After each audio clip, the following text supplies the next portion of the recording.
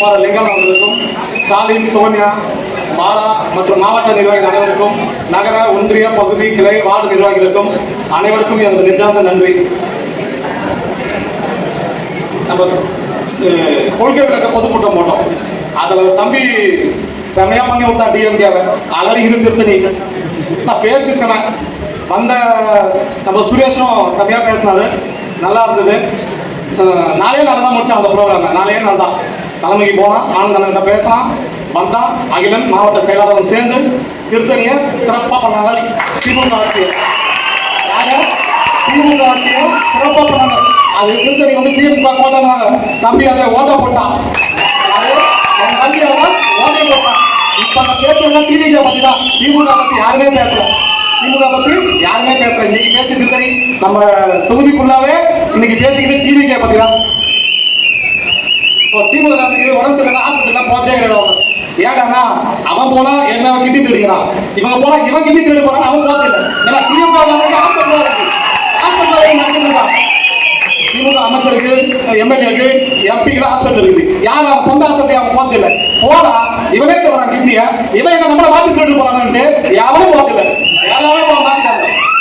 புரியுதுங்களா? அப்புறம் இப்போ ஒரு டிஎம்கே நோட்டீஸ் சொல்லு பார்த்தேன். ஏன்னா 1000 ரூபாய் கொடுத்துருக்காராம். நீங்க 1000 ரூபாயை தடுத்தா நான் 5000 ரூபாய் கொடுப்பேன் அப்படின்னு ஒரு போஸ்ட் பார்த்தேன். அங்க நமக்கு வந்து 28 மாசம் பெண்டிங் இருக்குது. எத்தனை மாசம்? 28 மாசம், கிட்டத்தட்ட 3 வருஷமா 1000 ரூபாய் தரவே இல்லை மக்களுக்கு. ஏதாவது மகளுக்கு 1000 ரூபாய் தரவே இல்லை. அது அப்படியே பெண்டிங் நிற்குது. 28 ஒரு 5 எவ்வளோ? 33 கொடுத்தது 5000 தான். இன்னும் 28,000 தரணும். அது எப்போ கொடுப்பீங்க சொல்லிட்டீங்கன்னா எங்க மக்களுக்கு நல்லா இருக்கும். ஏன்னா கொடுக்கல, இப்பதான் கொடுத்துருக்கீங்க. அது பெருமையா வேலை சொல்லிட்டு இருக்கீங்க. 3 வருஷமா தான் கொடுக்குது. 3 வருஷம் கொடுக்கவே இல்லை. இப்போ 2 வருஷமா கொடுத்துட்டேன், நான் கொடுத்துட்டேன், எல்லா மகளிரும் கொடுத்தேன், எல்லா ஓட்டு மகளிர் ஓட்டு இருக்குதா அப்படிங்கிறாங்க. ஒரே ஒரு ஓட்டு கூட போட மாட்டாங்க. யாரு? திமுக. யாருமே திமுக ஓட்டு போட மாட்டாங்க. எல்லாமே தாவே தான் போட மாட்டாங்க. அது கூட்டணியே கிடையாது. அதாவது தளபதி சொன்ன மாதிரி நாங்க வந்து இலவசத்தை எதிர்க்கல. இலவசத்தை தளபதி எதிர்க்கல. இலவசத்தை ஆதரிக்கிறார். எது இலவசம்? மெடிக்கல் ஷாப் மருந்து இலவசமா கொடுங்க, மருந்தை இலவசமா கொடுங்க, கல்வியை மக்களுக்கு இலவசமா கொடுங்க, குடிநீரை இலவசமா கொடுங்க, வேலை வாய்ப்பு உருவாக்கி கொடுங்க.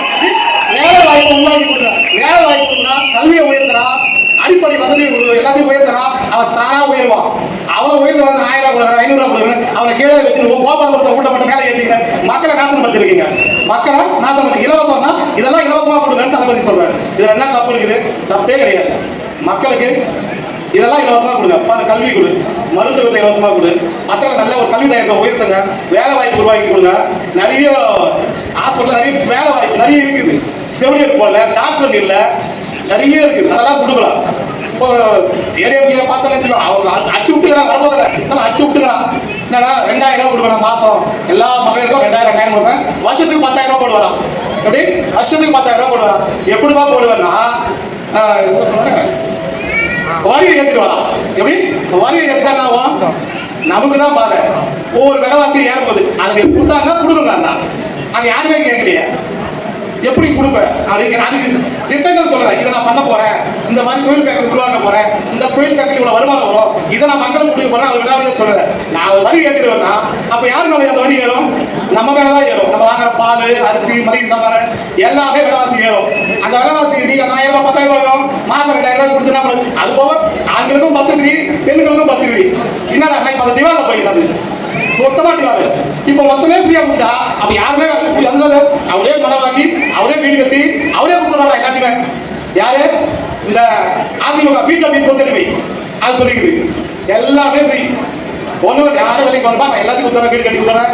அவங்க சொன்னாங்க ஒரே ஒன்று தான். ஒண்ணு பார்த்தா எல்லாரும் கல்யாணம் பண்ணிடுவேன், கல்யாணம் ஆகாதவங்க கல்யாணம் இது பண்ணிட்டு அந்த ஒண்ணு தான் சொன்னேன். எல்லா வாக்குறுதியும் கொடுத்துக்கிறேன். சரிங்களா? பேச வாய்ப்பு அன்பு தம்பி டில்லி அவர்களுக்கும், இளைஞர் லிங்கம் அவர்களுக்கும் மற்றும் மேலைகளுக்கும் அனைத்து தோழர்களுக்கும் நன்றி கூறி நன்றி.